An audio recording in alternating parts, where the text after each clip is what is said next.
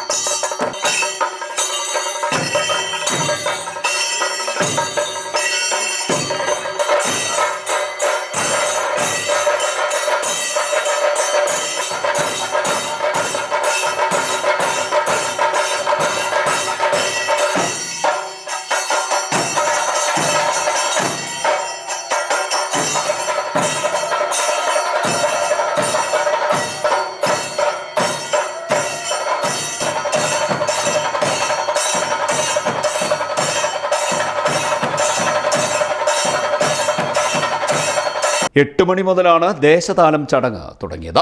ദേശതാലത്തോടൊപ്പം പ്രേംകുമാർ കൈലാസം എന്ന ഭക്തൻ നേർച്ചയായി സമർപ്പിക്കുന്ന കോലം എഴുന്നള്ളതും നടന്നു.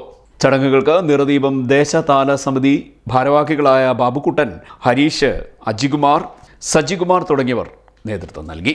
നിരവധി ഭക്തജനങ്ങളും ചടങ്ങിൽ പങ്കെടുത്തു. CDNet news, Kayamkulam.